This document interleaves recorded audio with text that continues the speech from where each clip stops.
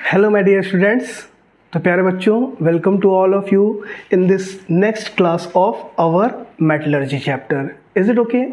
तो प्यारे बच्चों, पिछली क्लास में हम लोगों ने मेटलर्जी में क्या पढ़ा था? मेटलर्जी की फोर्थ स्टेप पढ़ी थी। आज हमें मेटलर्जी की लास्ट और फाइनल स्टेप यानी कि फिफ्थ स्टेप पढ़नी है।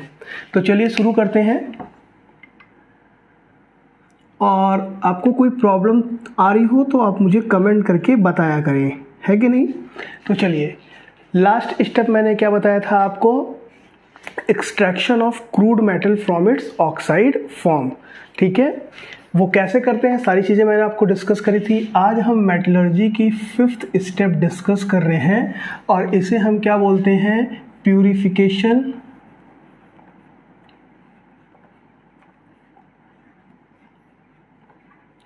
या इसी को बोलते हैं रिफाइनिंग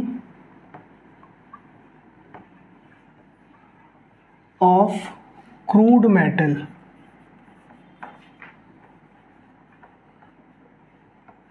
प्यूरिफिकेशन या फिर refining of crude metal.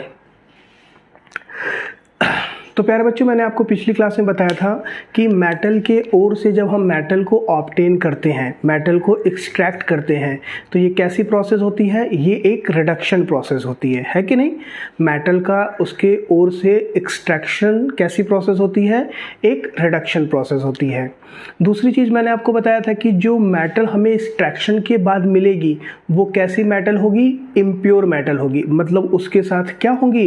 Impurities associated होंगी।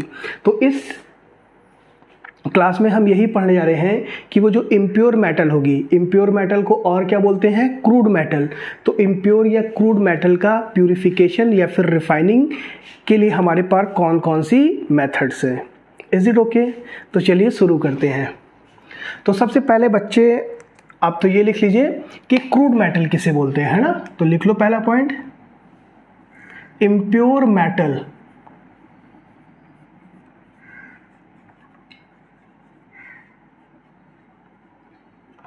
is also known as crude metal। ठीक है, इम्प्योर मेटल को ही हम और क्या बोलेंगे? Crude metal. दूसरी खास बात क्या है कि आपको पता है बेटा कि मेटल भी कई सारे टाइप की हैं। हाईली रिएक्टिव मेटल, मॉडरेटली और लेस रिएक्टिव मेटल, है कि नहीं? और उनके साथ जो इम्प्योरिटी भी होंगी वो अलग अलग टाइप की होंगी। तो depending upon the nature of metal और उसके साथ एसोसिएटेड इम्प्योरिटी, जो मेरी रिफाइनिंग मेथड्स है वो कई सारे टाइप की है। तो next point, depending upon the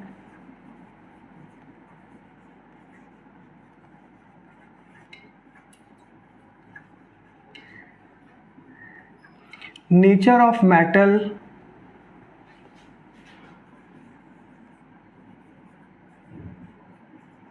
and associated impurities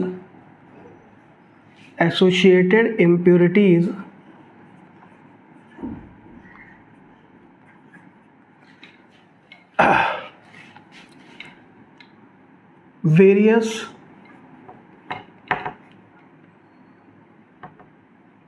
refining methods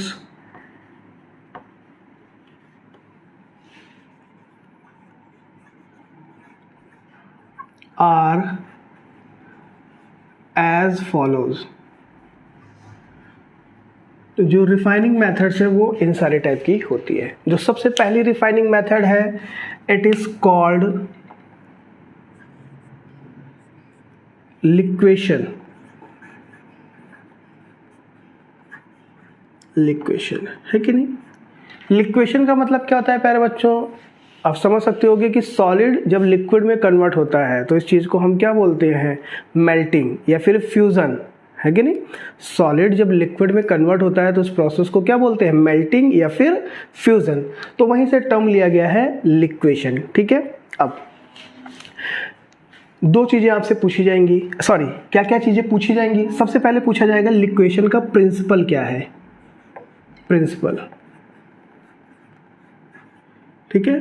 तो देखिए पहले लिखते हैं लिक्वेशन मेथड में क्या होगा बेटा कि लिक्वेशन मेथड हम उन मेटल्स के लिए यूज़ करेंगे, ऐसी मेटल्स के लिए यूज़ करेंगे जिनमें मेटल्स से जो एसोसिएटेड इम्प्योरिटीज़ हैं उन इम्प्योरिटीज़ का मेल्टिंग पॉइंट क्या होना चाहिए, मेटल से ज़्यादा होना चाहिए।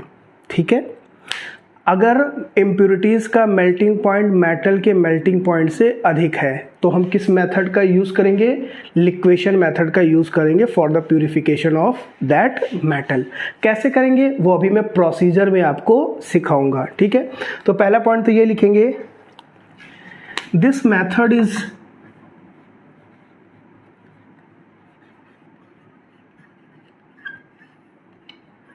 used when the impurities have higher melting point than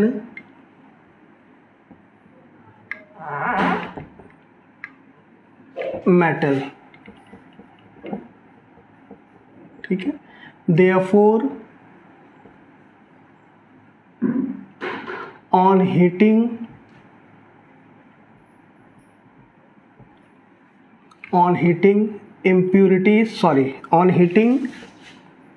metal melt होगा ना, on heating metal melts leaving behind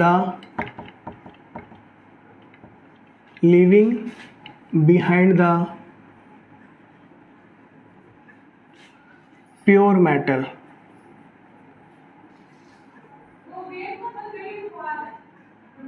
ठीक है, कहने का मतलब क्या है, this method is used when the impurities have higher melting point than metal. इस मेथड का कब यूज़ करेंगे, जब इम्प्योरिटीज का मेल्टिंग पॉइंट मेटल के मेल्टिंग पॉइंट से क्या हो, ज़्यादा हो।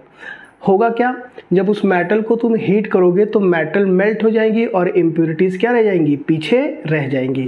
कैसे रह जाएंगी मैं आपको दिखाता हूँ।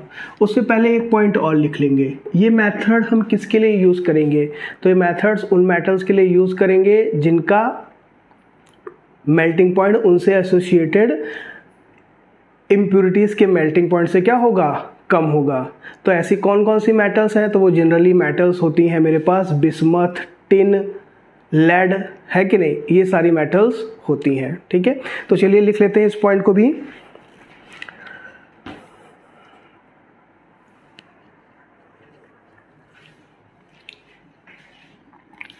This method is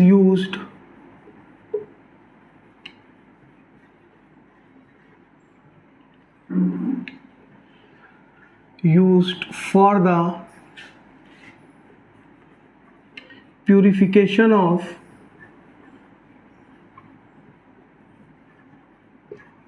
metals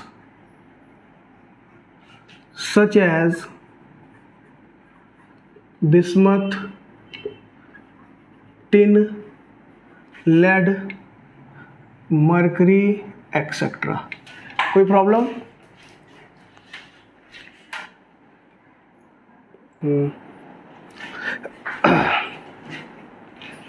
okay, तो ये मेथड किसके लिए यूज़ की जाएगी, मेटल्स जैसे कि बिस्मथ, टिन, लेड और मर्करी, है कि नहीं, क्योंकि इन मेटल्स का जो मेल्टिंग पॉइंट होगा इनसे एसोसिएटेड इम्प्योरिटीज़ के मेल्टिंग पॉइंट से कम होगा।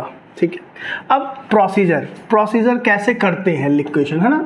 तो प्रोसीजर की थ्योरी हम ज़्यादा नहीं लिखेंगे, बस क्योंकि लिखने के लिए आता नहीं है, वो आपको बस समझने के लिए है कि ऐसा कैसे होता है। ठीक है, लेकिन प्रिंसिपल आपसे लिक्वेशन का पूछ लेगा, एग्जाम्पल्स पूछ लेगा, तो वो चीज़ हमें लिखना भी आना चाहिए और समझ में भी आना चाहिए।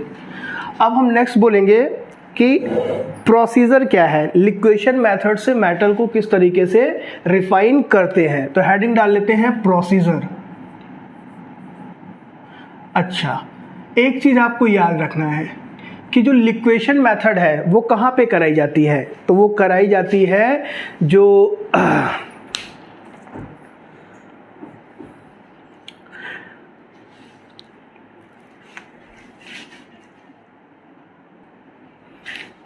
Is it okay? तो रिफाइनिंग लिक्वेशन मेथड कहाँ पे कराई, लिक्वेशन प्रोसेस कहाँ पे कराई जाती है? It is carried out in the sloping hearth of the reverberatory furnace. मैंने आपको बताया था कि फर्नेसेस जो है मेरे पास वो कई सारे टाइप की है ना, जैसे अभी हम आगे चल के ब्लास्ट फर्नेस पढ़ेंगे। फर्नेस का मतलब क्या होता है? भट्टी, है कि नहीं? तो जो फर्नेस है वो कई सारे टाइप की है। तो जो लिक्वेशन प्रोसेस है वो कहाँ पे कराई जाती है? It is carried out in the reverberatory furnace, है कि नहीं? तो लिख लो, लिक्वेशन इज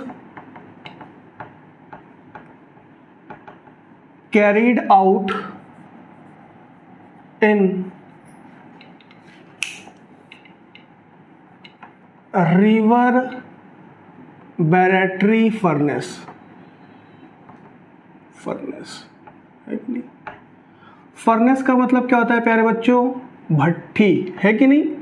मेटलर्जी आपने कभी अगर देखा हो, कोई फैक्ट्री आप गए हो जहां पर मेटल का एक्सट्रैक्शन किया जाता है, तो वहां पर बहुत बड़ी सी इस तरीके से भट्टियां होती है ना, तो उस भट्टी का जो चिमनी होता है आपने देखा होगा, सिर्फ वो जो ऊपर वाला पार्ट होता है उसको चिमनी बोलते हैं, उसके नीचे भी उसके बहुत सारे पार्ट्स होते हैं जमीन के अंदर, है कि नहीं? तो रिवर्बरेटरी फर्नेस के अंदर लिक्वेशन प्रोसेस कराई जाती है। कैसे कराई जाती है? देखिए क्या होता है, रिवर्बरेटरी में एक फर्नेस में एक पार्ट होता है जिसे हम बोलते हैं उसका स्लोपिंग हार्थ, इस तरीके से, है कि नहीं? यहां पर एक कंटेनर इस तरीके से रखा हुआ है और यहां पर मेरी इम्प्योर मेटल रखी हुई है। ये है मेरी इम्प्योर मेटल, ठीक है, इम्प्योर मेटल।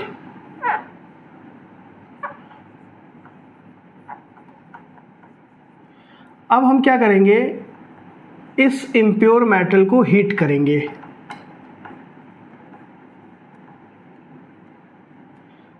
तो बताओ मुझे, हीट करने से पहले कौन मेल्ट होगा? मेटल क्या हो जाएगी? मेल्ट हो जाएगी, क्योंकि उसका मेल्टिंग पॉइंट क्या है? कम है। तो जैसे ही मेटल मेल्ट होगी वो इस स्लैंटिंग फ्लोर से, ये जो झुकावदार फ्लोर है, इससे क्या करने लगेगी? मेल्ट होके स्लिप करने लगेगी और यहां पर आकर इस कंटेनर में इकट्ठा हो जाएगी।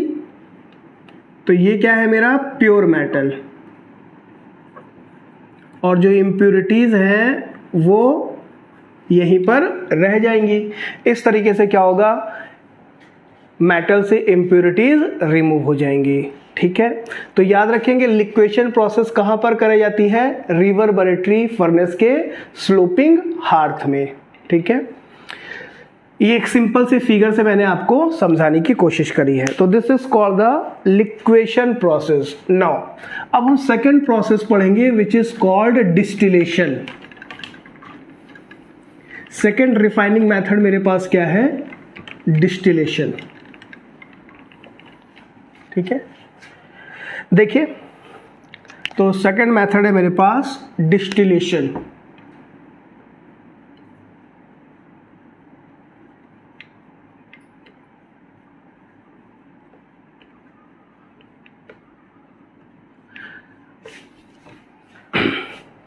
अब सबसे पहले तो ये सीखते हैं कि डिस्टिलेशन बोलते किसे हैं, ठीक है? तो आप सभी को प्यारे बच्चों पता होगा कि जब भी कोई सॉलिड होता है तो सॉलिड को जब हम हीट करते हैं तो वो किस में कन्वर्ट हो जाता है? लिक्विड में। और सॉलिड का लिक्विड में कन्वर्ट होना, ये प्रोसेस क्या कहलाती है? वेपोराइजेशन। और जब लिक्विड को हम कूल करेंगे तो वो वापस किस में कन्वर्ट हो जाता है? सॉलिड में, है कि नहीं? इस प्रोसेस को हम क्या बोलते हैं? फ्रीजिंग या फिर कंडेंसेशन, है कि नहीं? कंडेंसेशन। तो डिस्टिलेशन क्या होता है? डिस्टिलेशन इक्वल टू होता है वेपोराइजेशन प्लस कंडेंसेशन। मतलब पहले किसी लिक्विड को हीट करके आप उसकी वेपर, किसी सॉलिड को हीट करके लिक्विड में कन्वर्ट करिए। मतलब क्या? वेपोराइजेशन। पहले सॉलिड की लिक्विड में बनाइए, ठीक है?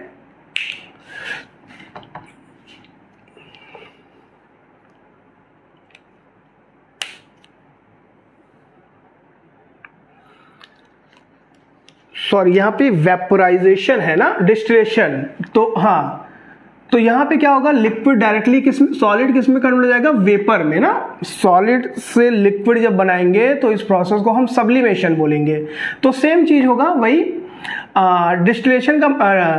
डिस्टिलेशन का मतलब हो गया, पहले किसी चीज को आप किस में कन्वर्ट कर दिए, किसी लिक्विड को। वैसे तो जनरली लिक्विड को जब हम सॉलिड में कन्वर्ट करते हैं तो इस चीज को क्या बोलते हैं, सब्लिमेशन, है कि नहीं। तो यहां पर क्या होगा, पहले कोई सॉलिड होगा वो किस में कन्वर्ट होगा, अपनी वेपर्स में कन्वर्ट होगा, ठीक है।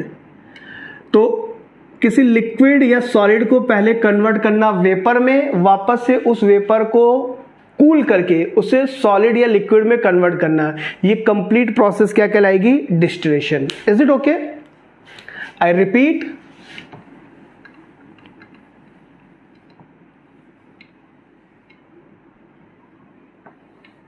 ध्यान से फिर से सुन लीजिएगा, डिस्टिलेशन क्या होता है। तो डिस्टिलेशन का मतलब क्या हो गया, किसी सॉलिड या लिक्विड को गर्म करके उसे पहले वेपर्स में कन्वर्ट करना, ठीक है। बाद में उस वेपर्स को कूल करके दोबारा से लिक्विड या सॉलिड में कन्वर्ट करना, ये कंप्लीट प्रोसेस क्या कहलाती है, डिस्टिलेशन। Is it okay? अब डिस्टिलेशन का प्रिंसिपल क्या है, तो देखिए जरा सा प्रिंसिपल। तो डिस्टिलेशन प्रोसेस तब यूज करी जाती है जब मेटल का बॉइलिंग पॉइंट उससे एसोसिएटेड इंप्यूरिटीज के बॉइलिंग पॉइंट से क्या हो, कम हो, ठीक है। तो लिख लो, this method is used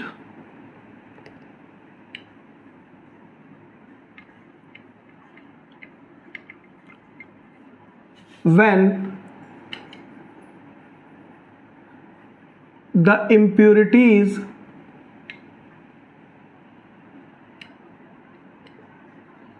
have higher boiling point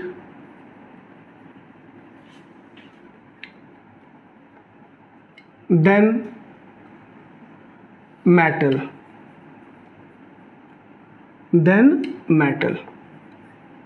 therefore on heating, heat करने पे क्या होगा, मेटल जो होगी वो आसानी से वेपर में कन्वर्ट हो जाएगी और अपने पीछे क्या करेगी, इंप्योरिटीज को छोड़ देगी। कैसे, मैं अभी आपको प्रोसीजर में बताऊंगा। Therefore on heating metal undergo vaporisation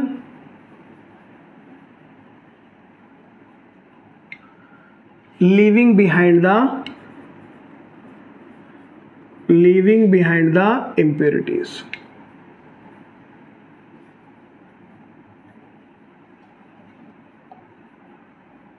ठीक है, ये तो इसका प्रिंसिपल हो गया।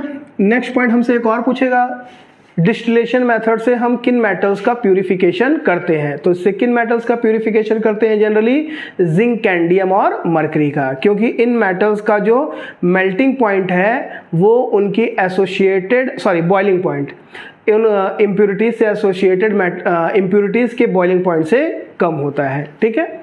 तो लिख लेंगे, generally zinc, cadmium, mercury etcetera are purified by this method,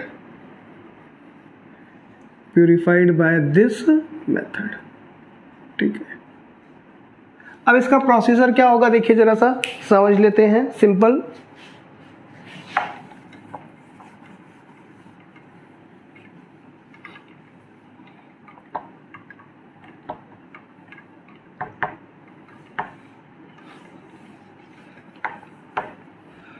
इसमें क्या होगा, मान लो ऐसे एक समझने के लिए सिर्फ कि मेरे पास मान लो इस तरीके का एक राउंड बॉटम फ्लास्क है, ठीक है।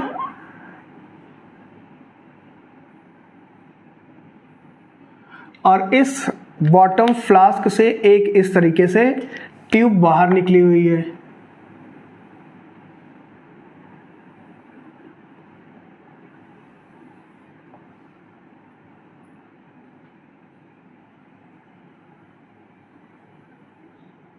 ठीक है। और यहाँ पर मैंने क्या ले रखा है, ये कॉर्क है, ठीक है। और यहाँ पर मैंने क्या रखा हुआ है, इम्प्योर मेटल रखी हुई है।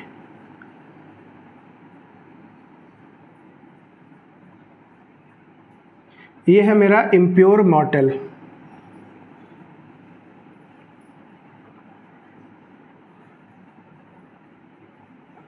इसे क्या बोलते हैं, राउंड बॉटम फ्लास्क।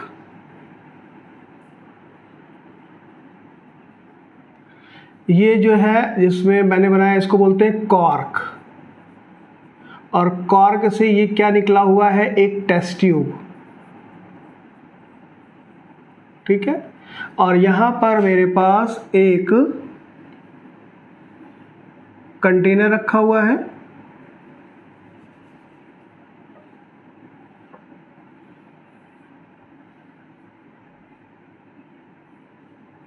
ठीक है। और इस टेस्ट ट्यूब में यहां पर एक कूलिंग सिस्टम लगा हुआ है। कूलिंग सिस्टम मतलब क्या, यहां पर इस तरीके से कॉन्टिन्यूसली वाटर फ्लो करता रहता है ताकि इस रीजन में टेस्ट ट्यूब क्या हो जाए, ठंडी हो जाए। ये मेरा वाटर है। This is known as cooling system. इसे हम क्या बोलते हैं, कूलिंग सिस्टम।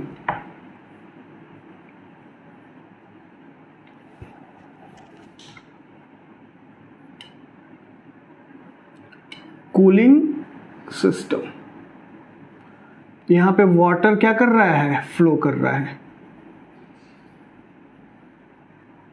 और ये कंप्लीट फिगर किस चीज को रिप्रेजेंट कर रहा है, डिस्टिलेशन को। तो देखिए क्या होगा, जैसे ही आप इस राउंड बॉटम फ्लास्क को नीचे से क्या करेंगे, हीट करेंगे। क्लियर है।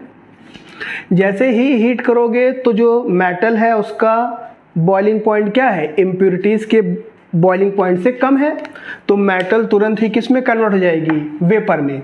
और वेपर में जैसे ही कन्वर्ट हो जाएगी तो वो क्या होने लगेगी, इस टेस्ट ट्यूब के थ्रू बाहर आने लगेगी इस फ्लास्क से।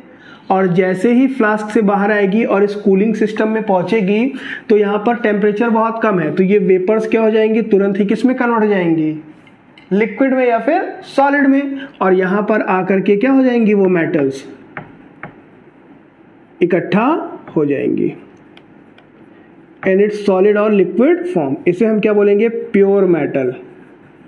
और इम्प्योरिटीज कहाँ रह जाएंगी, इस राउंड बॉटम फ्लास्क में यहीं पर रह जाएंगी।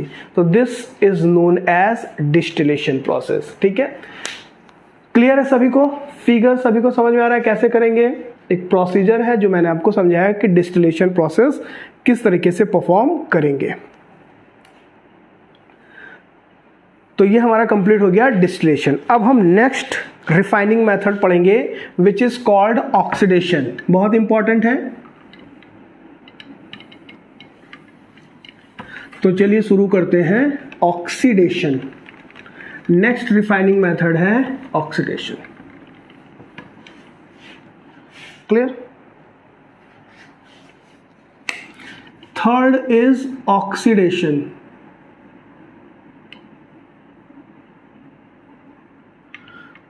तो ऑक्सीडेशन मेथड हम कब यूज करते हैं, तो याद रखिएगा, अगर मेटल के साथ जो इम्प्योरिटीज हैं वो इम्प्योरिटीज कैसी हैं, the impurities are easily oxidisable in nature, वो इम्प्योरिटीज इजिली ऑक्सीडाइज हो सकती हैं, तो उसका प्यूरिफिकेशन हम ऑक्सीडेशन मेथड से करते हैं।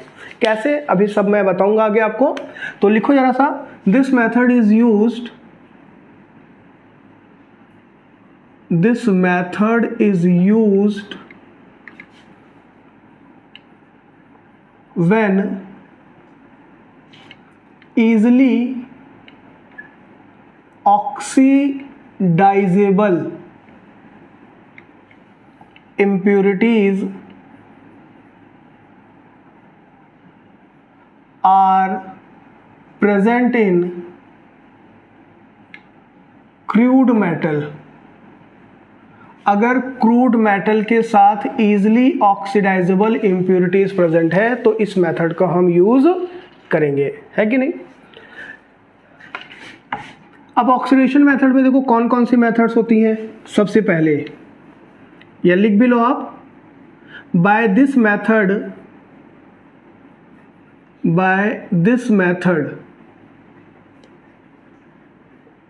Silver and iron metal is purified. इस मेथड से हम किसका प्यूरिफिकेशन करते हैं, सिल्वर एंड आयरन मेथड का। अब इसमें दो प्रोसेसेस है, पहला है क्यूपलेशन, तो third A क्यूपलेशन।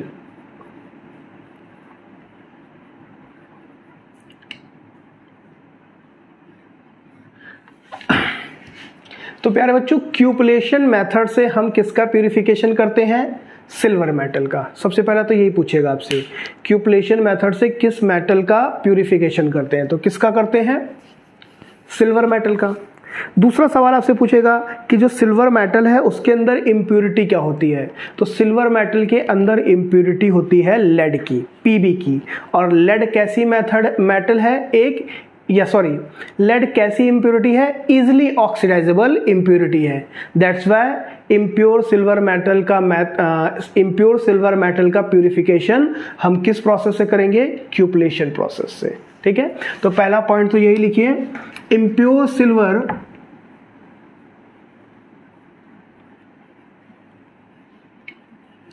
Contains impurity of Pb lead, ठीक है, and purified by क्यूपलेशन। इसका प्यूरिफिकेशन हम किस मेथड से करते हैं, क्यूपलेशन मेथड से करते हैं। अब इसका प्रोसीजर क्या है, क्यूपलेशन मेथड किस तरीके से यूज की जाती है for the purification of impure silver. तो नेक्स्ट हेडिंग हमारी क्या हो जाएगी, प्रोसीजर, किस तरीके से हम इसे यूज करेंगे। तो हेडिंग डाल लो प्रोसीजर।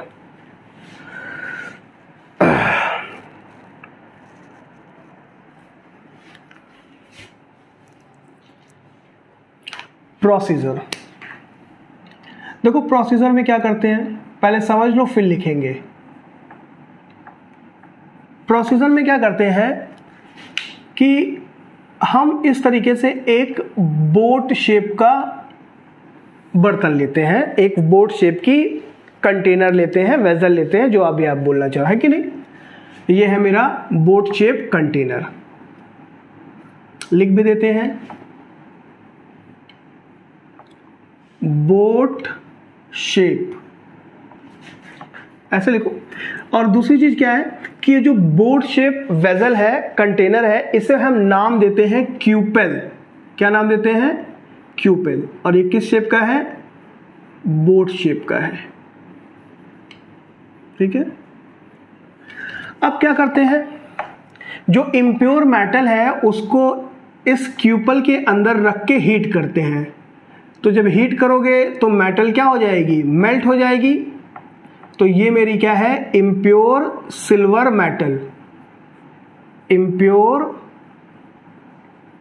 सिल्वर, जिसके अंदर किसकी इंप्योरिटी प्रेजेंट है, लेड मेटल की इंप्योरिटी प्रेजेंट है। Is it okay. अब हम क्या करेंगे, इस इम्प्योर सिल्वर से के ऊपर अब blast of hot air pass करेंगे। क्या पास करेंगे, ब्लास्ट ऑफ हॉट एयर। ये है ब्लास्ट ऑफ हॉट एयर। अपने हिसाब से आप जगह बनाकर थोड़ा लिख लीजिएगा, blast of hot air. Blast of hot air का मतलब क्या, एयर का मतलब क्या, ऑक्सीजन, है कि नहीं। तो यहाँ पे खूब तेजी से क्या करेंगे, खूब ब्लास्ट, खूब तेजी से इसके ऊपर ऑक्सीजन गैस पास करेंगे। तो जैसे ही तुम इसके ऊपर ऑक्सीजन गैस पास करोगे तो क्या होगा, देखो कि जो ऑक्सीजन गैस है, ब्लास्ट ऑफ हॉट एयर, वो क्या करेगा, इसके अंदर इम्प्योरिटी किसकी प्रेजेंट है, लेड की, और ये जो ऑक्सीजन गैस है ये लेड को क्या कर देगी, कन्वर्ट कर देगी या ऑक्सीडाइज कर देगी PbO में। बैलेंस करना है, ऐसे कर दिया। और ये जो PbO है ये कैसा ऑक्साइड है, एक वोलाटाइल ऑक्साइड है, मतलब इसकी वेपर्स क्या हो जाती हैं, बहुत ही आसानी से बन जाती हैं। PbO को गर्म करोगे, जैसे ही गर्म करोगे ये क्या बन जाएगा, वोलाटाइल है, तो ये वेपर्स बना के निकल जाएगा। तो जैसे ही आप इस पे blast of hot air pass करोगे, लेड किस में कन्वर्ट हो जाएगा, लेड ऑक्साइड में। और जब ये एयर वापस जाएगी तो अपने साथ क्या करेगी, PbO की इम्प्योरिटी को भी ऑक्सीडाइज करके अपने साथ लेके जाएगी। तो इस तरीके से सिल्वर मेटल से जो लेड की इम्प्योरिटी है वो क्या हो जाएगी, रिमूव हो जाएगी। इज इट ओके, समझ में आया? एक बार वापस से बता देता हूं, वैसे समझ में तो आ गया, इजी है, मैं आपको लिखवा देता हूं, बाकी वहां पर भी आपको क्लियर हो जाएगा। ठीक है, तो देखो जरा सा लिख लो इस पॉइंट्स को। पहला पॉइंट क्या है, इम्प्योर सिल्वर इज Ag, है ना, impure silver is heated in a boat shape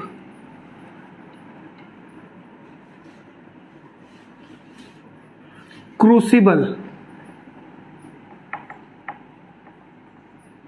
known as cupel. Crucible का मतलब क्या होता है, मैंने आपको बताया था, ऐसा कोई चीज, ऐसा कोई कंटेनर जो बहुत ज्यादा टेम्परेचर पर भी मेल्ट ना करे, उसे हम क्या बोलते हैं, क्रूसिबल। ठीक है, और क्रूसिबल किसका बना होता है, तो जनरली वो बना होता है सिलिका का, सीमेंट का, या फिर बोन ऐश का। बोन ऐश मतलब हड्डियों की राख, है कि नहीं। तो क्या करेंगे, जो इम्प्योर सिल्वर है उसको हम हीट करेंगे बोट शेप क्रूसिबल में, जिसे हम क्या बोलते हैं, क्यूपल। इसी वजह से इस प्रोसेस का नाम क्यूपलेशन पड़ा है। ठीक है, अब क्या करेंगे, a blast of hot air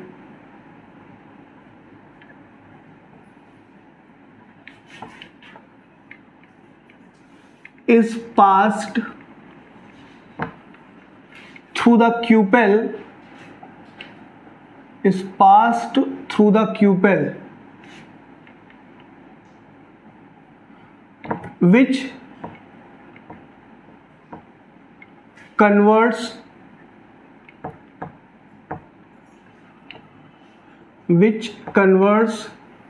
lead into its volatile oxide, which is removed by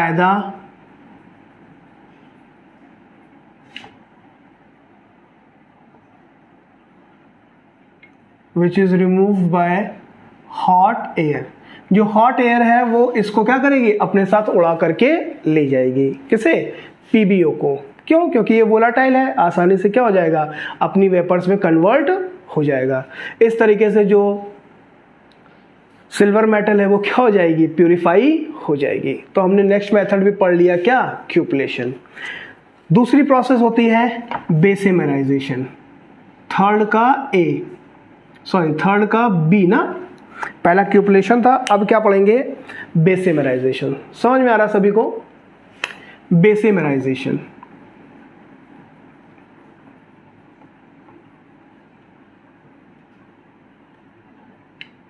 अब देखिए, बेसेमराइजेशन से किस मेटल का प्यूरिफिकेशन करते हैं, पहले तो तुमको यही पूछ लिया जाएगा। तो इससे हम प्यूरिफिकेशन करते हैं आयरन मेटल का। ठीक है, आयरन मेटल जो होती है उसमें इम्प्यूरिटी, मेनली इम्प्यूरिटी होती है कार्बन की। Is it okay, iron metal के अंदर इम्प्यूरिटी किसकी होती है, कार्बन की। और कार्बन की कितनी इम्प्यूरिटी होती है, तो अगर आयरन मेटल के अंदर कार्बन की इम्प्यूरिटी 4% होती है तो उस आयरन को हम क्या बोलते हैं, pig iron, PIG, pig iron. ठीक है, तो सबसे पहला पॉइंट लिखेंगे, this method is used for the, ये मेथड किसके लिए यूज की जाएगी? This method is used for the purification of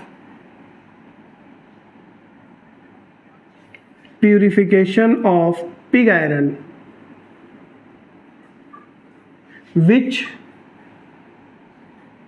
mainly contains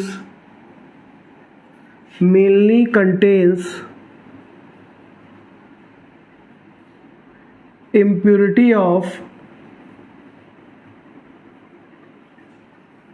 carbon. कितनी इम्प्योरिटी होगी कार्बन की? 4%। एंड ट्रेसेस ऑफ मतलब थोड़ी बहुत, traces of manganese, phosphorus, arsenic, silica etcetera. और साथ ही साथ उसके साथ मैंगनीज, फॉस्फोरस, आर्सेनिक, सिलिकन, इन सारी मेटल्स की भी इम्प्योरिटी प्रेजेंट होती है। Is it okay?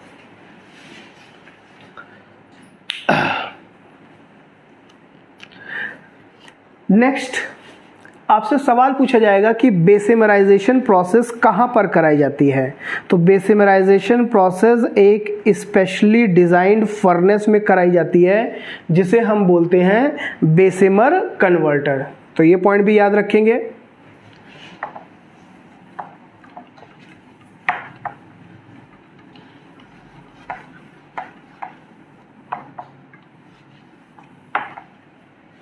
This process is mainly carried out in, clear है? This process is mainly carried out in a specially designed furnace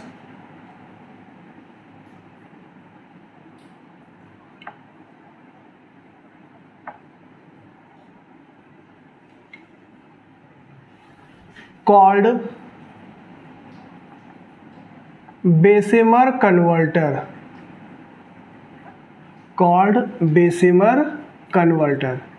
ये प्रोसेस कहाँ पे कराई जाती है? एक स्पेशली डिजाइन फर्नेस जिसे हम क्या बोलते हैं?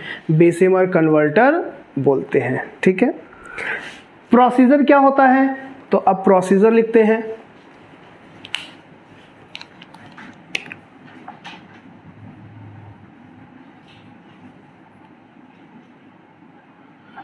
तो क्या होगा कि जो पिग आयरन है, पिग आयरन के अंदर इम्प्यूरिटी क्या प्रेजेंट है? कार्बन की इम्प्यूरिटी प्रेजेंट है, साथ ही साथ इन मेटल्स की इम्प्यूरिटी प्रेजेंट है कि नहीं? तो पिग आयरन को क्या करेंगे हम? पिग आयरन के साथ सिलिका मिक्स करेंगे और उसको इंट्रोड्यूस करेंगे बेसिमर कन्वर्टर के अंदर। और इंट्रोड्यूस करने के बाद बेसिमर कन्वर्टर में हम क्या करेंगे? Blast of hot air pass करेंगे। तो जब blast of hot air pass करेंगे तो ये जो इम्प्यूरिटीज हैं ये क्या हो जाएंगी? अपने वोलाटाइल ऑक्साइड्स में कन्वर्ट हो जाएंगी और पिग आयरन से रिमूव हो जाएंगी। Is it okay? तो लिखते हैं जरा सा। Pig iron is mixed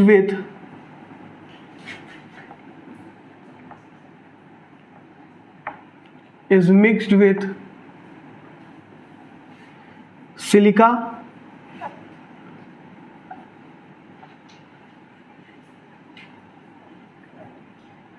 and introduced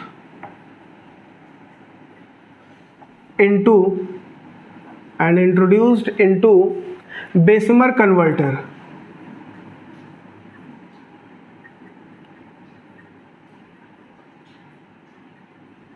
Bessemer converter, where a blast of hot air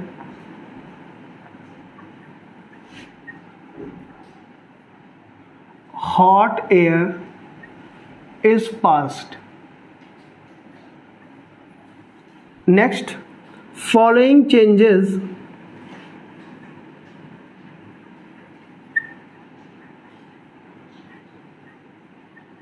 will occur in following changes will occur, बस लिखते हैं इन बेसिमर कन्वर्टर, आपको पता है आगे। तो फॉलोइंग चेंजेस विल अकर, क्या क्या चेंजेस होंगे देखो।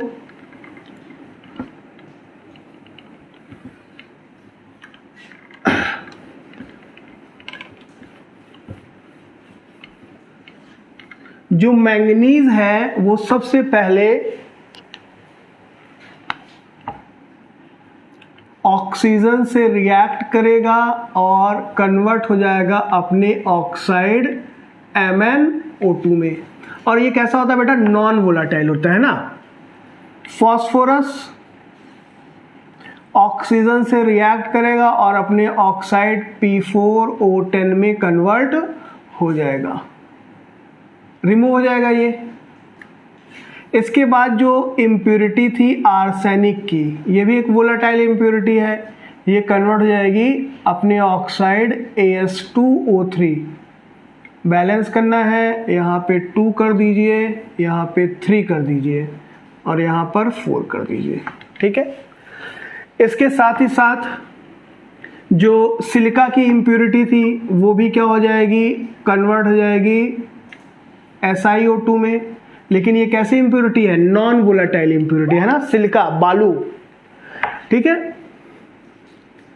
और जो कार्बन की इम्प्योरिटी थी वो भी थोड़ी बहुत किस में कन्वर्ट हो जाएगी, अपने ऑक्साइड कार्बन डाइऑक्साइड में रिमूव हो जाएगी, ठीक है। कार्बन की इम्प्योरिटी क्या हो जाएगी, इस वजह से कम हो जाएगी, 4% से और घट जाएगी, तो उसे कास्ट आयरन बोलते हैं, वो सब आगे पढ़ेंगे हम। अब देखो क्या होगा, MnO2 और SiO2 ये दोनों नॉन वोलाटाइल इम्प्योरिटी है। तो देखो क्या होगा कि उतने हाई टेम्परेचर पे ये जो MnO2 है ये किससे कंबाइन कर जाएगा, SiO2 से, और क्या बन जाएगा, MnSiO3, मैंगनीज सिलिकेट। और ये कैसा होता है, वोलाटाइल होता है। और यहां पर इसे हम क्या बोलेंगे, स्लैग, क्या बोलेंगे, स्लैग, ठीक है। इस MnO2 की इम्प्योरिटी को रिमूव करने के लिए हम क्या ऐड करते हैं, अभी मैंने बताया था ना आपको, यहाँ पे हम सिलिका ऐड करते हैं। तो सिलिका इसी को MnO2 की इम्प्योरिटी को रिमूव करने के लिए क्या करते हैं, हम इंट्रोड्यूस करते हैं। Is it okay. अब आप सोच रहे होंगे कि यहाँ पर भी तो SiO2 बन रहा है, ये भी तो इसको रिमूव कर सकता था, लेकिन यहाँ पे ये जो SiO2 बनेगा बहुत ज़्यादा अमाउंट में नहीं बनता है, तो हम एडिशनली सिलिका ऐड करके रखते हैं ताकि क्या करे, वो जो MnO2 है उसको उसके वोलाटाइल कंपाउंड में कन्वर्ट कर सके। और इस वोलाटाइल कंपाउंड को हम क्या बोलेंगे, स्लैग। तो यहां पर ये क्या होगा मेरा,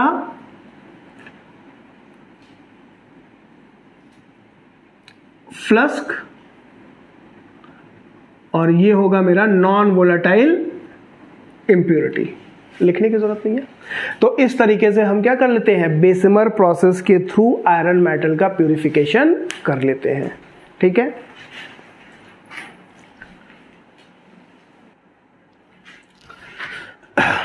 तो प्यारे बच्चों, अब इसके बाद हम नेक्स्ट प्यूरिफिकेशन मेथड पढ़ेंगे जिसे हम बोलते हैं क्या, पोलिंग। क्या बोलते हैं, पोलिंग। तो next purification method is polling.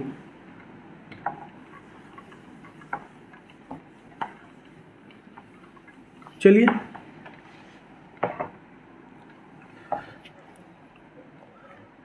Polling is the 4th purification method. तो सबसे पहली बात बेटा कि क्या होता है कि जो कॉपर मेटल होती है, कॉपर मेटल का प्यूरिफिकेशन हम किस मेथड से करते हैं, पोलिंग मेथड से, है कि नहीं। अच्छा, और कॉपर मेटल के अंदर इम्प्योरिटी क्या होती है, कॉपर मेटल के अंदर इम्प्योरिटी प्रेजेंट होती है उसके खुद के ऑक्साइड Cu2O की, है कि नहीं। क्यूप्रस ऑक्साइड, Cu2O मतलब क्यूप्रस ऑक्साइड की इम्प्योरिटी प्रेजेंट होती है, ठीक है। और उसको हम किस मेथड से प्यूरिफाई करते हैं, पोलिंग मेथड से, ठीक है। अब याद रखिएगा कि पोलिंग मेथड जो है वो कॉपर के प्यूरिफिकेशन की एक ओल्ड मेथड है कि नहीं, पुरानी मेथड है। अब हम कॉपर मेटल का प्यूरिफिकेशन इलेक्ट्रो रिफाइनिंग मेथड से करते हैं। बट लेकिन फिर भी पोलिंग के ऊपर सवाल आता है तो पढ़ लेते हैं, पढ़ना भी पड़ेगा। तो याद रखेंगे कॉपर, इस मेथड से किस मेटल का प्यूरिफिकेशन करते हैं? कॉपर मेटल का। तो लिखो पोलिंग में impure copper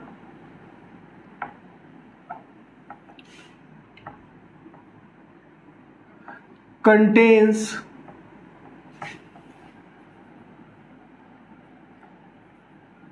impurity of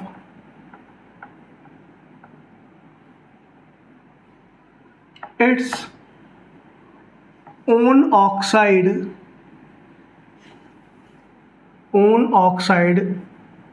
Cu2O and purified by polling method, या फिर is purified bye polling. Procedure क्या है? प्रोसीजर लिखूंगा नहीं, आपको समझ में आ जाएगा, एग्जाम में लिखने के लिए नहीं आता है प्रोसीजर। तो प्रोसीजर में हम क्या करते हैं, इस तरीके से एक लार्ज टैंक लेते हैं।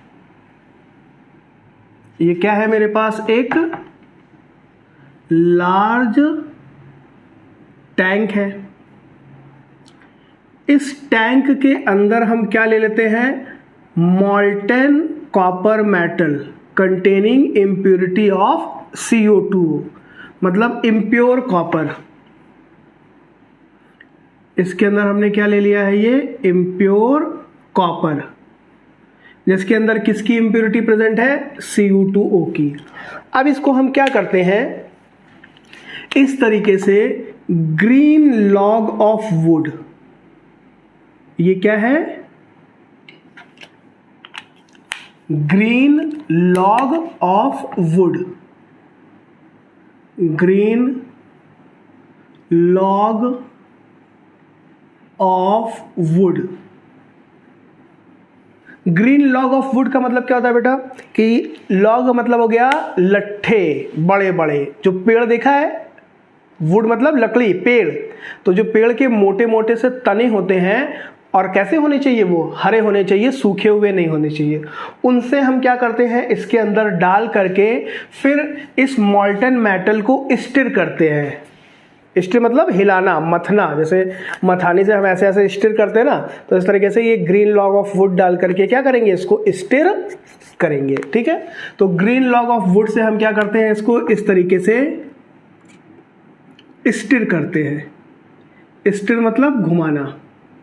तो जब घुमाओगे तो क्या होगा? देखो ये जो लकड़ी है हरी है, मतलब इसके अंदर क्या प्रेजेंट होंगे? बहुत सारे ऑर्गेनिक कंपाउंड्स प्रेजेंट होंगे।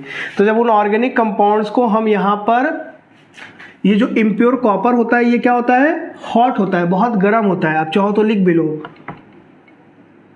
ये कैसा होगा? हॉट होगा, गर्म होगा बहुत ज़्यादा।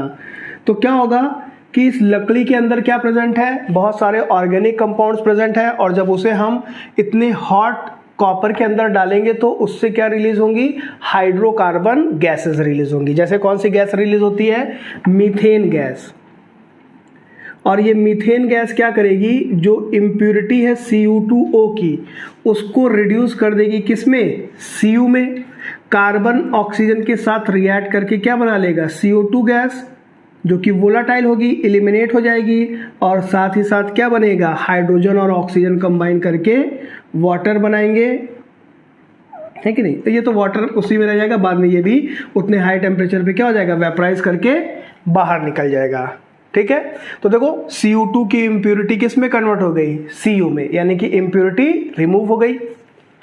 तो इस प्रोसेस को हम क्या बोलते हैं? पोलिंग। इक्वेशन बैलेंस करना चाहो तो आप बैलेंस कर सकते हो। 2 कॉपर है तो यहाँ पे क्या कर दोगे? 2 कर दोगे। हाइड्रोजन 4 है तो यहाँ पे 2 कर दोगे। ऑक्सीजन कितने हो गए? 2 और 2 4 हो गए, है कि नहीं? तो यहाँ पे क्या कर दोगे? 4 कर दोगे ऑक्सीजन। ये 8 हो गया तो इसको क्या कर दोगे? 8 कर दोगे। कार्बन कितना है? 1 है, 1 है, बैलेंस है। ठीक है, एक बार वापस चेक कर लो।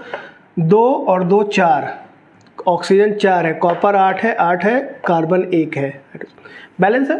Is it okay? बैलेंसिंग तो आप खुद भी कर सकते हो। तो पोलिंग समझ में आया।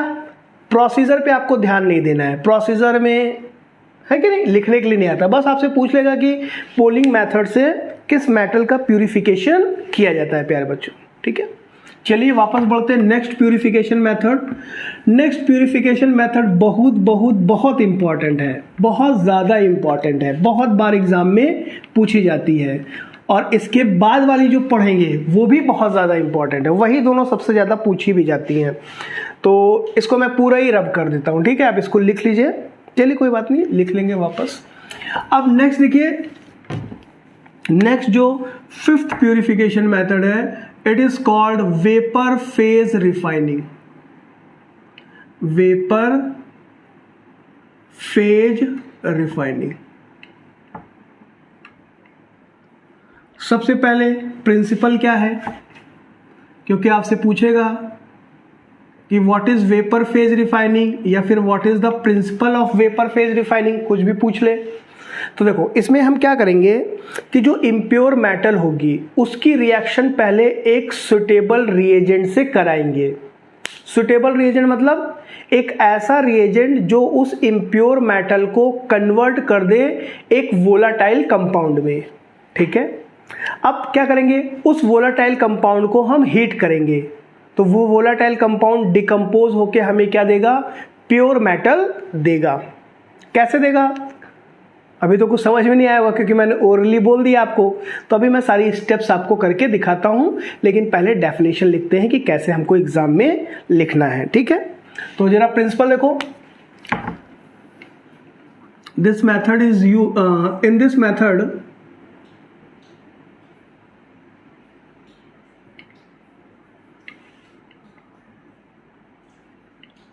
impure metal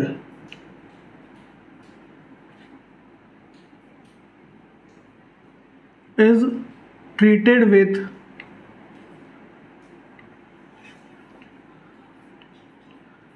a suitable reagent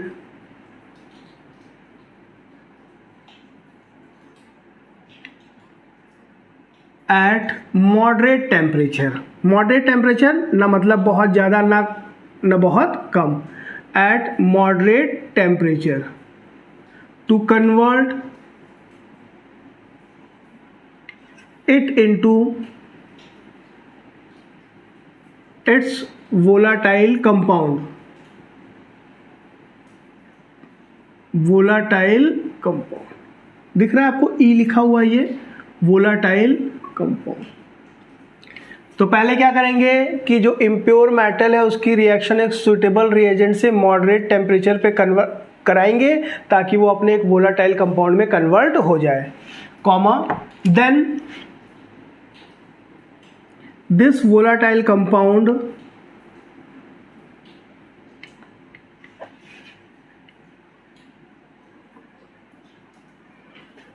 is heated at high temperature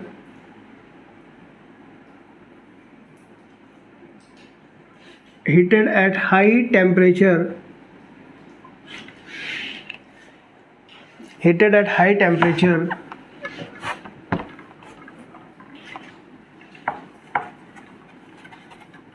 to give pure metal, heated at high temperature to give pure metal।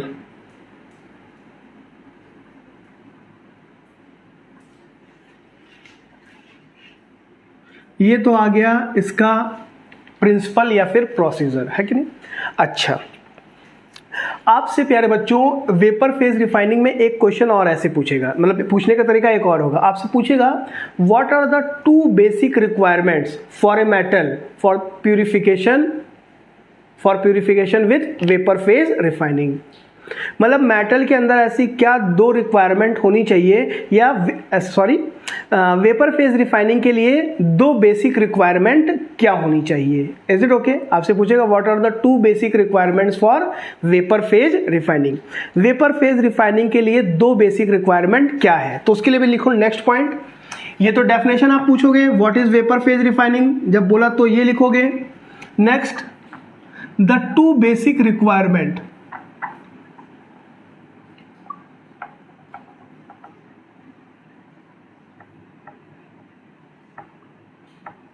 for vapor phase refining। For vapour phase refining is, पहली क्या है, the metal should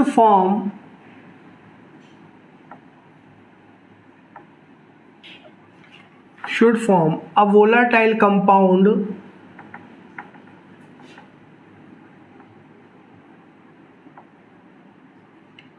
with suitable reagent। जो metal है वो suitable reagent के साथ react करके एक वोलाटाइल कंपाउंड बनाना चाहिए। वोलाटाइल कंपाउंड किसे बोलेंगे बेटा, जो आसानी से वेपर में कन्वर्ट हो सके। दूसरी रिक्वायरमेंट क्या होनी चाहिए कि वो जो वोलाटाइल कंपाउंड है वो आसानी से डिकम्पोज भी होना चाहिए, मतलब उसको जब हम गर्म करें तो वो आसानी से डिकम्पोज होके हमें प्योर मेटल देना चाहिए। पता चला वो वोलाटाइल कंपाउंड तो बनाती है लेकिन वो वोलाटाइल कंपाउंड थर्मोडायनेमिकली बहुत स्टेबल है, उसको तुम हीट करे पड़े हो लेकिन वो टूट ही नहीं रहा है, तो ऐसा भी नहीं होना चाहिए। तो नेक्स्ट क्या है, the volatile compound should decompose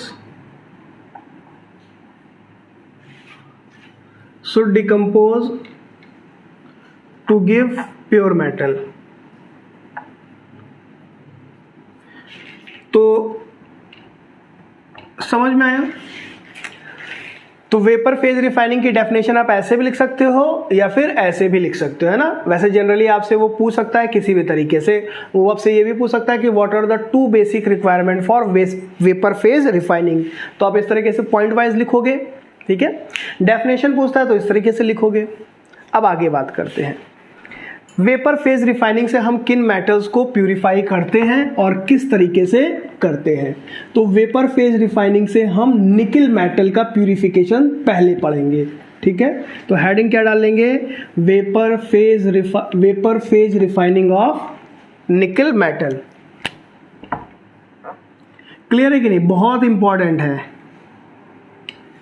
तो हेडिंग डालो इसी में, vapour phase refining of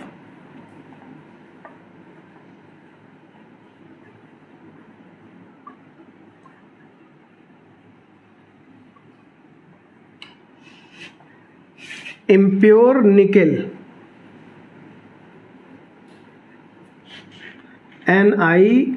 NiCkel। और याद रखिएगा निकिल की जो वेपर फेज रिफाइनिंग है इसे ही हम क्या बोलते हैं, मॉन्स प्रोसेस, ठीक है। तो वेपर फेज रिफाइनिंग कितनी स्टेप में करी जाएगी, 2 स्टेप में कराई जाएगी। पहली step 1, 2 steps. First step, impure nickel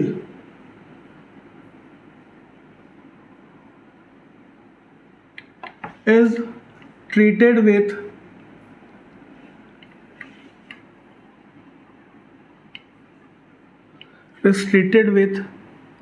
carbon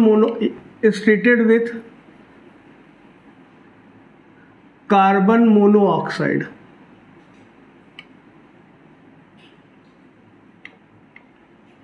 to give nickel carbonyl।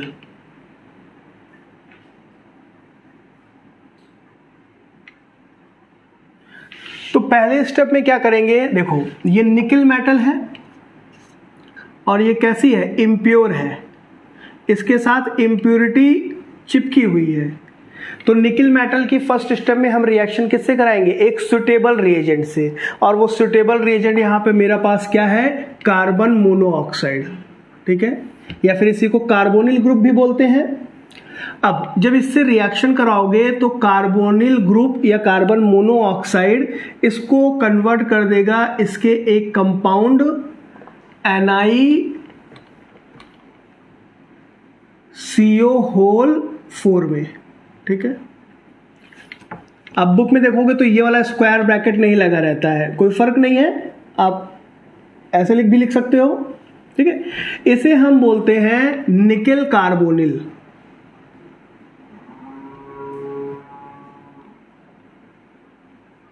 दिख रहा है? और ये कैसा होता है? एक वोलाटाइल कंपाउंड है। और ये जो रिएक्शन होती है, ये रिएक्शन होती है 330 केल्विन से 350 केल्विन के बीच में, ठीक है। तो देखो क्या हुआ पहले स्टेप में प्यारे बच्चों, निकेल मेटल CO से रिएक्ट करके किस में बदल गई? निकेल कार्बोनिल में। और इम्प्यूरिटीज यहीं पर क्या हो गई? रह गई। अरे भाई, इम्प्यूरिटी ने CO के साथ थोड़ी ना रिएक्ट किया है, रिएक्ट कौन किया है? निकेल मेटल ने। तो इम्प्यूरिटीज यहीं पे रह गई और निकेल मेटल कन्वर्ट हो गई किसमें? निकेल कार्बोनिल में। अब इम्प्यूरिटीज तो रिमूव हो गई है, लेकिन निकेल मेटल एक दूसरे कंपाउंड में कन्वर्ट हो गई है। तो हम क्या करेंगे? अब इस कंपाउंड से क्या करेंगे? निकेल मेटल को ऑब्टेन करेंगे। कैसे करेंगे? तो निकेल कार्बोनिल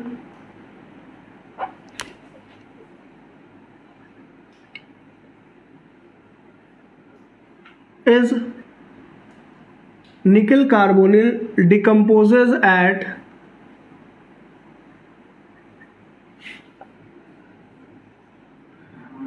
higher temperature। और वो हायर टेम्परेचर क्या होता है? करीब करीब 450 से 470 केल्विन टेम्परेचर, ठीक है। Nickel carbonyl decomposes at higher temperature to give pure nickel. ये निकेल कार्बोनिल है, बैलेंस करना अच्छा, देखो यहाँ पे 4 आएगा।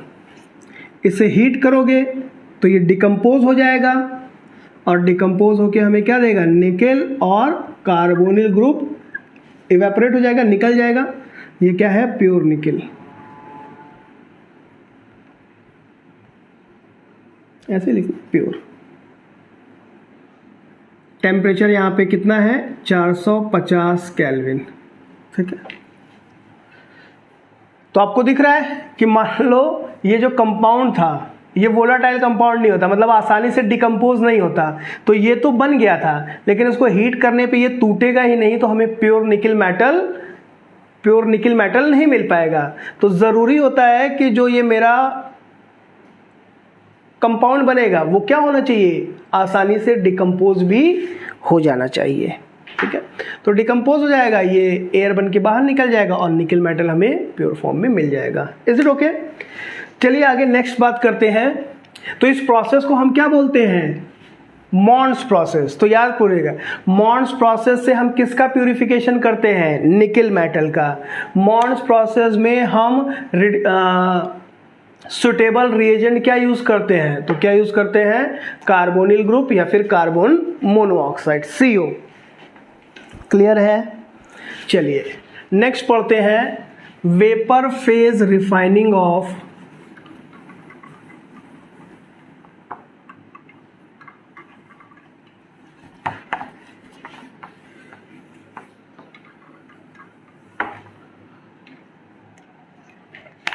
सेकेंड है vapour phase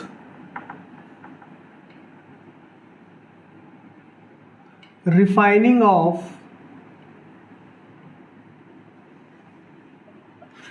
titanium and zirconium. और वेपर फेज रिफाइनिंग टाइटेनियम और जिरकोनियम मेटल का क्या कहलाता है? इसे हम बोलते हैं वेन आर्केल मेथड। क्या बोलते हैं? वेन आर्केल मेथड, ठीक है।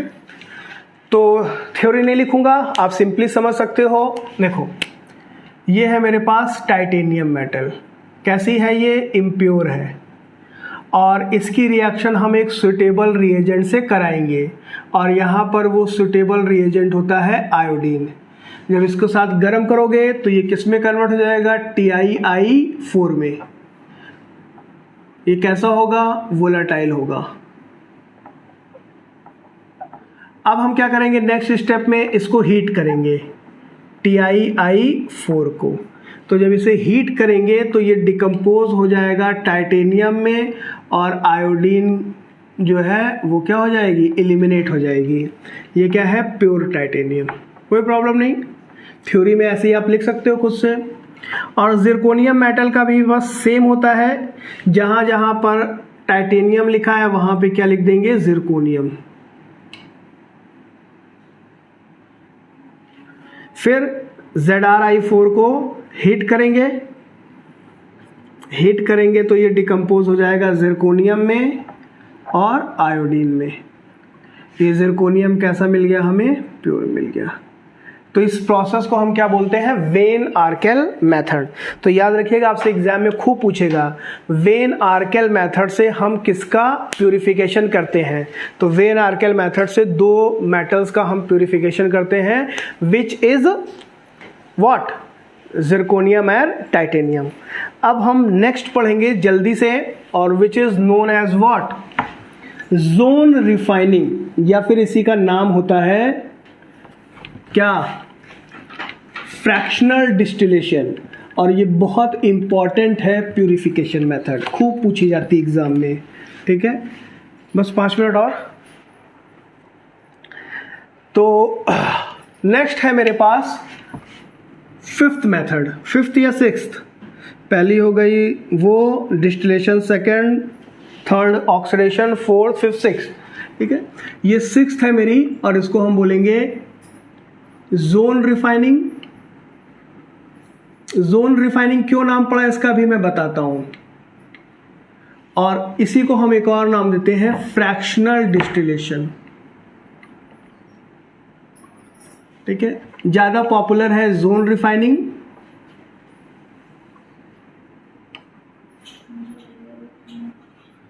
सबसे पहला पॉइंट क्या पूछा जाता है आपसे, तो सबसे पहला सवाल यही पूछा जाता है कि अगर किसी मेटल को हमें उसके प्योरेस्ट फॉर्म में ऑब्टेन करना है तो हम कौन सी मेथड यूज करेंगे। तो उसके लिए हम क्या यूज करते हैं, zone refining method. Is it okay.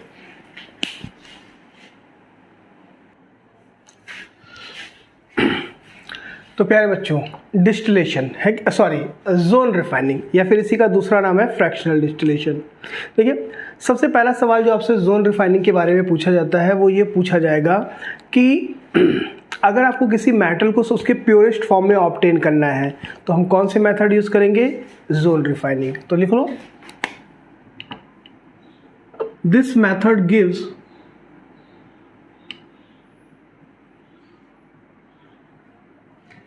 gives the purest form of the metal, gives the purest form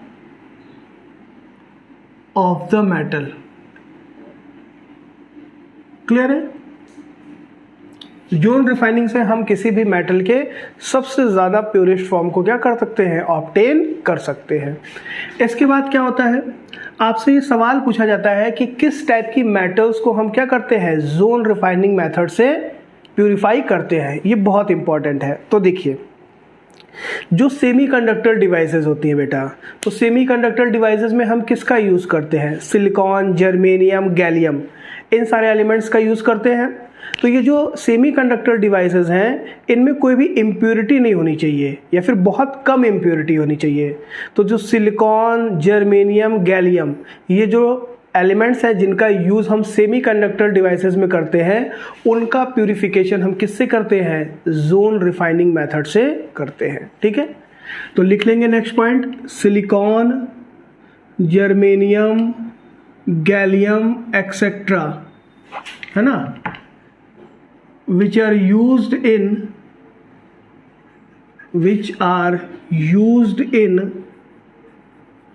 semiconductor devices,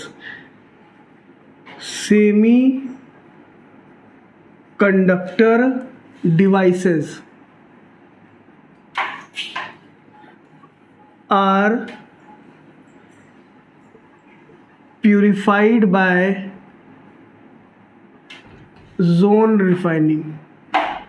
ठीक है, इनका प्यूरिफिकेशन हम किस मेथड से करते हैं, जोन रिफाइनिंग मेथड से करते हैं। क्लियर है। अब जोन रिफाइनिंग मेथड का प्रिंसिपल क्या है जो सबसे इंपॉर्टेंट है, तो देखिए जोन रिफाइनिंग का जो प्रिंसिपल है वो बहुत इंपॉर्टेंट है ना। और क्या है देखिए प्रिंसिपल,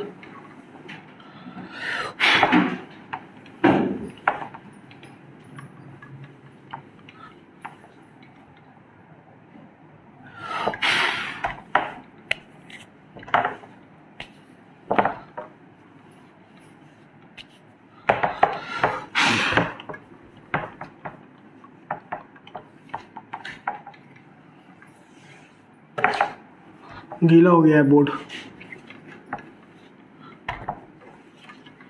तो सबसे पहले इसका principal,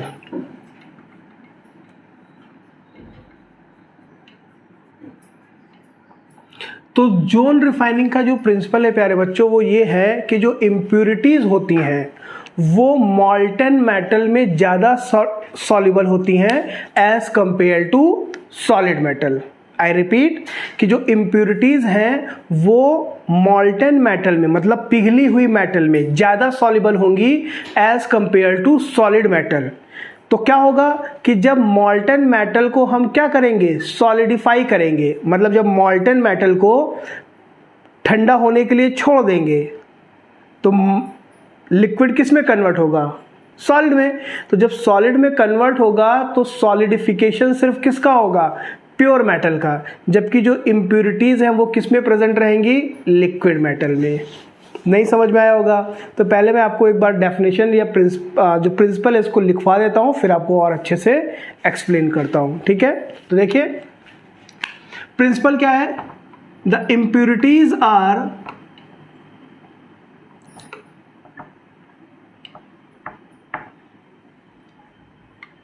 more soluble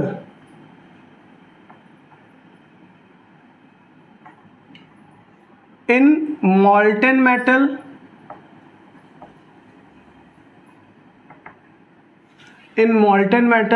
than solid metal।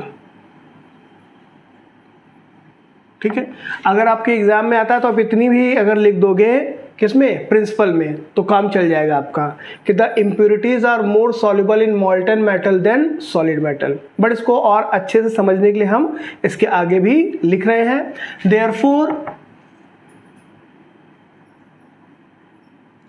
When मॉल्टन metal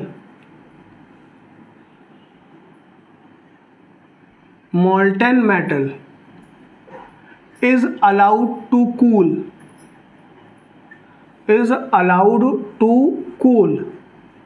then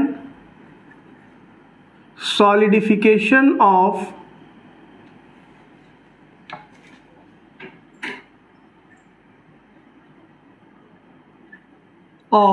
pure metal, solidification of only pure metal occur,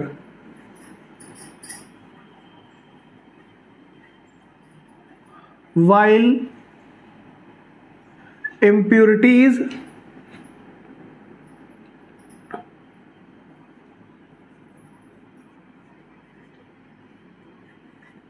remain soluble in molten metal। अगर आप इतना लंबा ना लिख पाए तो छोटा वाला भी लिख सकते हैं, जैसे मैंने आपको बताया था कि सिर्फ यहाँ तक, ठीक है। तो आपको समझ में आ गया होगा। जैसे एक एग्जांपल से मैं आपको और समझाता हूँ। जैसे लेट सपोज आपने वाटर में क्या किया, शुगर को डिसॉल्व किया, वाटर में क्या कर दिया, चीनी को घोल दिया, तो चीनी क्या हो जाएगी, वाटर में घुल जाएगी। तो चीनी किस में सॉल्युबल है, वाटर में या फिर आइस में। आइस वाटर का क्या है, सॉलिड फॉर्म है। तो आपको पता है कि जो शुगर है वो वाटर में सॉल्युबल है लेकिन आइस में सॉल्युबल नहीं है। तो जब आप वाटर में शुगर को डिसॉल्व करके छोड़ दोगे तो वाटर क्या होगा, मान लो उसको आप कूल कर रहे हो वाटर को, तो वाटर जब कूल होगा तो किस में कन्वर्ट होगा, आइस में, सॉलिड में। तो जब आइस में कन्वर्ट होगा तो जो इम्प्यूरिटीज है मतलब कि जो शुगर है वो कहाँ पर प्रेजेंट रहेगी, वाटर के अंदर ही प्रेजेंट रहेगी, वो आइस के अंदर प्रेजेंट नहीं होगी। Is it okay? क्योंकि जो आइस है, जो शुगर है, वो किस में सॉल्युबल है? वाटर में। आइस में सॉल्युबल नहीं है। कैसे? जरा देखो, जैसे मान लो आपने ये कंटेनर में क्या लिया, वाटर लिया,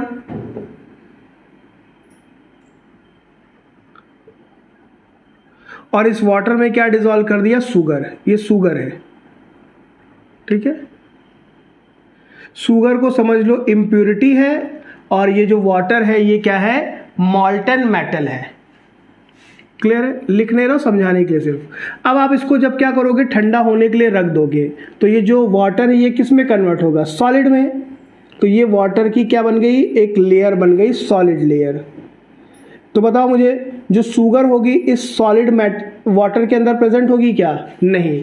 क्यों? क्योंकि जो शुगर है वो ज़्यादातर सॉल्युबल किस में, उसकी सॉल्युबिलिटी किस में ज़्यादा है? वाटर में। ठीक है, क्लियर है? तो चलिए, तो ये हो गया मेरा इसका प्रिंसिपल। अब मैं आपको प्रोसीजर भी समझा देता हूं कि इसको करते कैसे हैं। तो पहले थोड़ा सा एक सिंपल वे में समझेंगे, फिर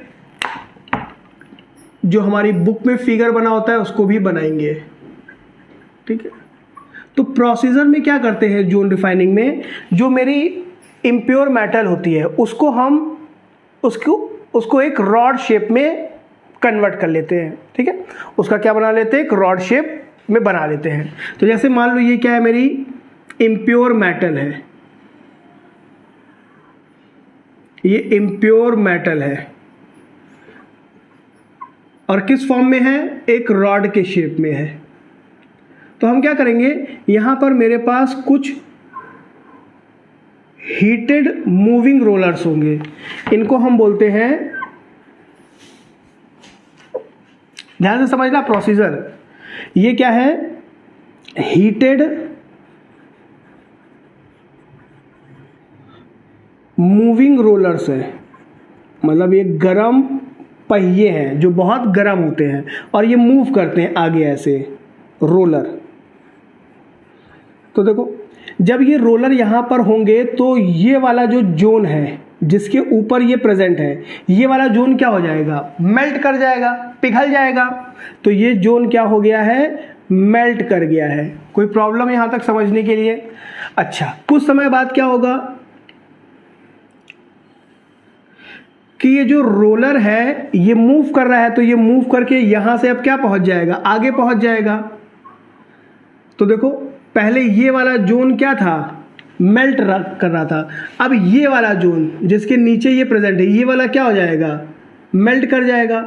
और ये वाला जोन जो कि ये है, ये क्या करने लगेगा? सॉलिडिफाई होने लगेगा। पहले ये पिघला था, तब ये आगे चला गया रोलर, तो ये ठंडा होने लगेगा। तो ठंडा होने लगेगा मतलब सॉलिड में कन्वर्ट होने लगेगा। जब सॉलिड में कन्वर्ट होगा तो देखो, इस जोन में जो इम्प्योरिटीज थी वो फ्लो करके कहाँ पहुंच जाएंगी?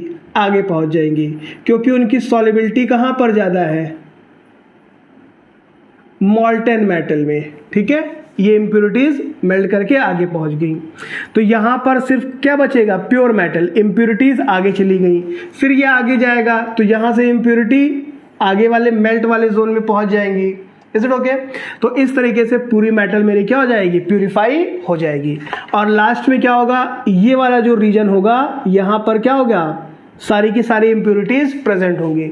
इसे हम कट करके क्या कर देते हैं? रिमूव कर देते हैं। क्लियर है? तो देखो कैसे फिगर बनाएंगे। तो हम सबसे पहले एक इस तरीके का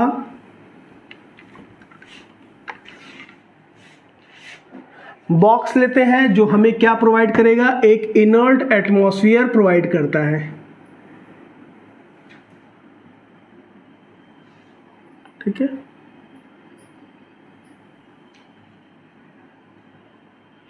यहां पर इनर्ट गैस भरी होती है,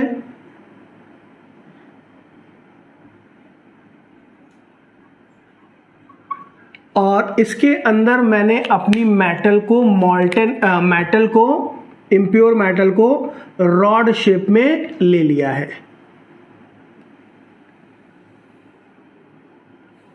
ये क्या है? मेरी इम्प्योर मेटल है।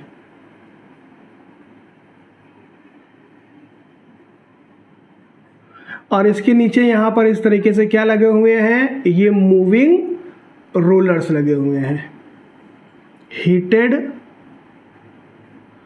Moving roller. ठीक है, ये वाला जो जोन है ये कैसा है, मॉल्टेन है, या इसको बोलेंगे प्योर। इसको थोड़ा आगे बना लेते हैं, ये मेरा प्योर मेटल है।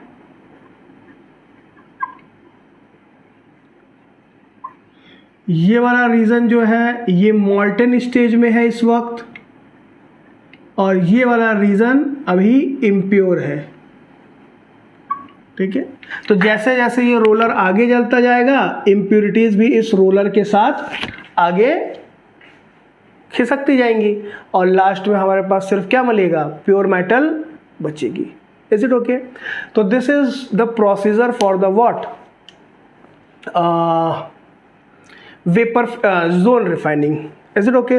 अब मेरे पास एक और प्यूरिफिकेशन मेथड बचती है जिसे हम क्या बोलते हैं, क्रोमैटोग्राफी। ठीक है, उसको चूंकि वो थोड़ी लेंदी होती है, उसको हम नेक्स्ट क्लास में डिस्कस करेंगे। Is it okay? तो चलिए मिलते हैं नेक्स्ट क्लास में, तब तक के लिए सभी को जय हिंद, थैंक यू।